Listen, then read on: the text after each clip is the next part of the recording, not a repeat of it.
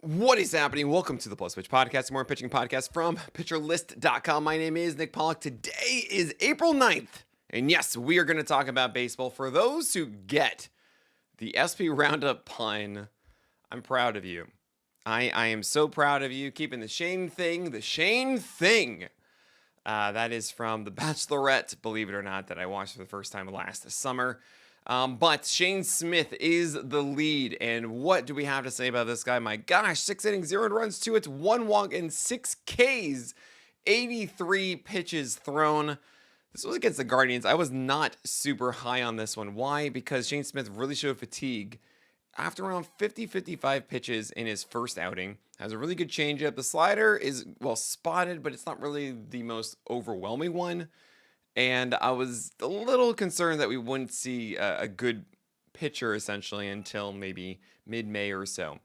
But this was lovely. And also 94 in the four-seamer, not as hard as we normally see because it really did drop massively. The slider also just is like not quite there. It's all just we're close. I just need to see multiple weeks of Shane Smith being good, really. I really don't think we're going to see that. I just think that he's going to be fatigued, as he was in this one, and it's going to hurt him a lot. He had a lot of help from Koufax in this one. But I generally dig it. I mean, that changeup is really good. You know this. He locates a four-seamer well. I wish the slider was just a little bit better. But yeah, that's Shane Smith. If you want to hold on to it, by all means. But I think you're gonna get burned a little bit. We have Tarek Skubal. Ace is gonna ace. Good stuff there. You have Framber Valdez, who was under the weather in Seattle, and he destroyed it. And the changeup had 70% strike, so that's really cool. You have Nick Lodolo, 6 innings, 0 runs, 3 hits, 1 walk, and 3 strikeouts against the Giants. Once again, a low strikeout total for Nick Lodolo. But I think he's just getting his groove. Honestly, I think he's just going to get better as he keeps going. 6 total pitches to left-handers meant that the curveball once again wasn't as devastating for strikeouts as we've seen in the past.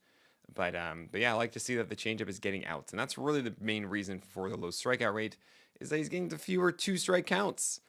With that changeup ending at bats really, really well early in the at bat. Easton Lucas is a guy, and I'm surprised by it because I'm surprised he was also up to 82 pitches, 5.1 innings of 0 runs, 3 hits, 1 walk, and 8 strikeouts in the very cold temperatures of Boston in Fenway. Got the win here.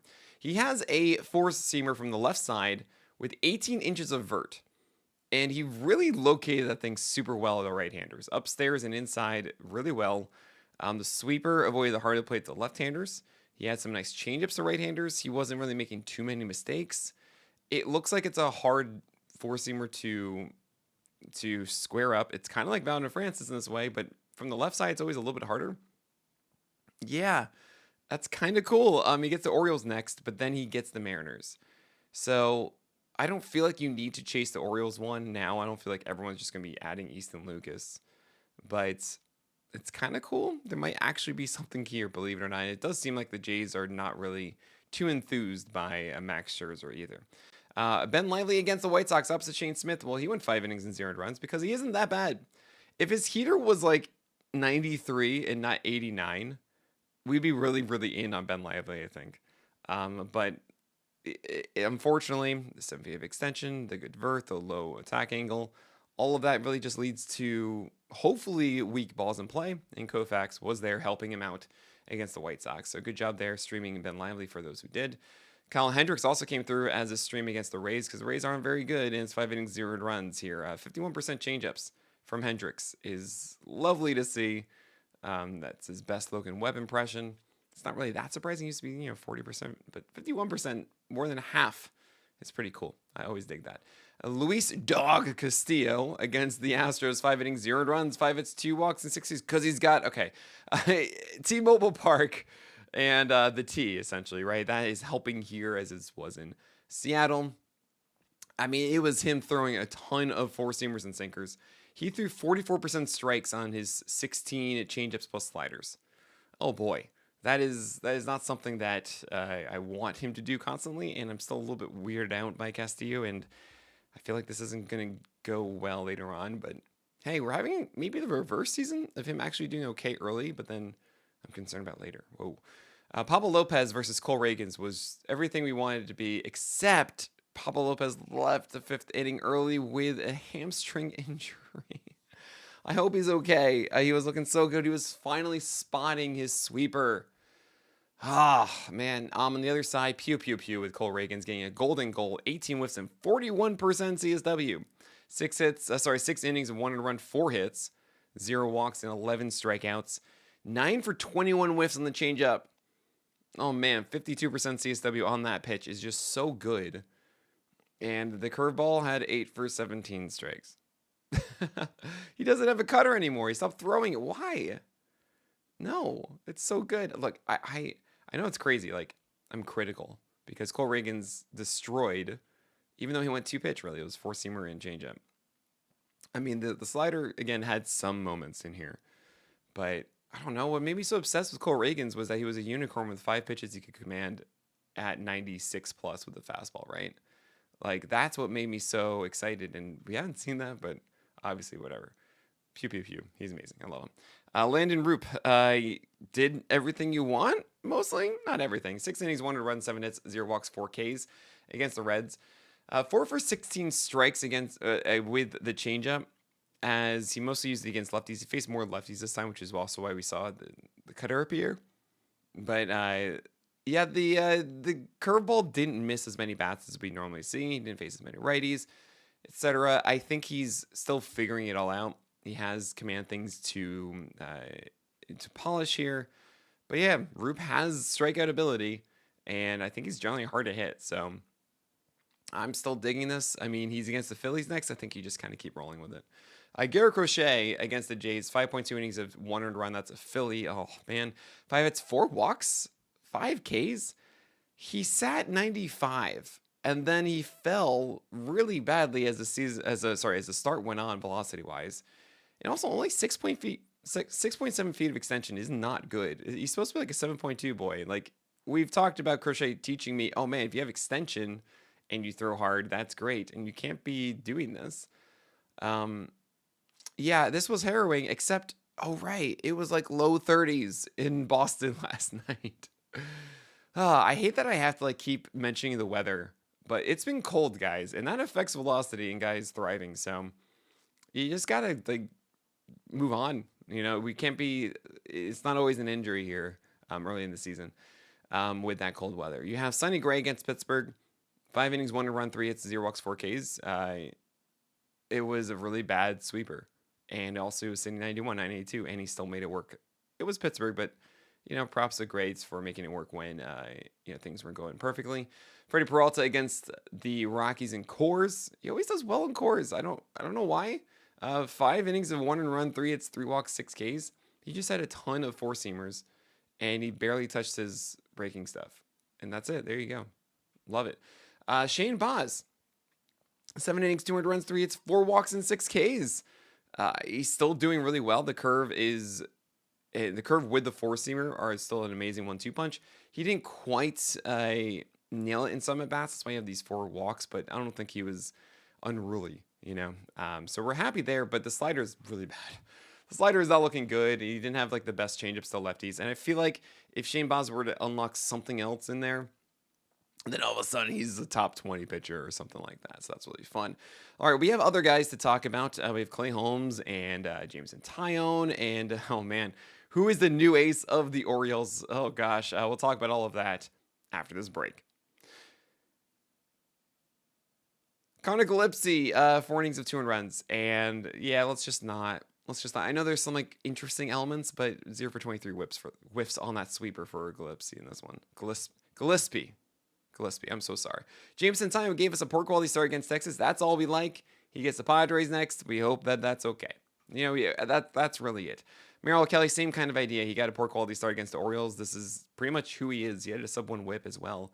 And hopefully a win next time out. But that's what Merrill Kelly is. Jeffrey Springs had a really bad first inning, so there's no sunshine and rainbows there, but a very poor quality start overall. I don't love that for 12-teamers. For your quality start leagues, fine. 10 for 33 whiffs on the changeup. I mean, really after that first, or really it was a first and then I believe it got worse later. But It's the White Sox next. It should be fine.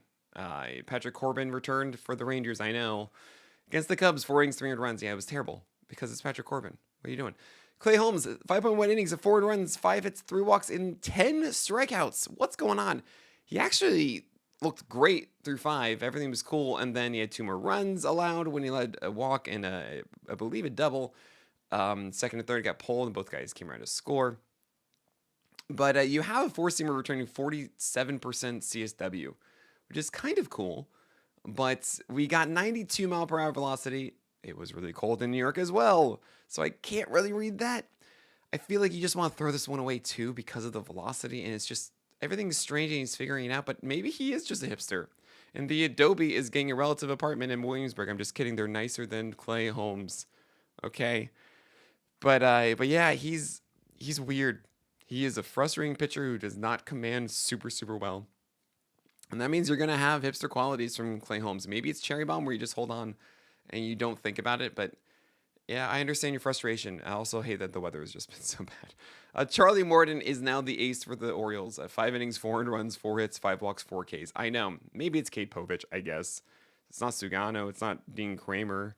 It's not Kyle Gibson soon. Cody Poteet just arrived. I mean, Zach Eflin's out with a lat injury now. So you lost Grayson, you lost Bradish, you lost Eflin. Oh boy. Don't go with Charlie Morton. Cool, awesome.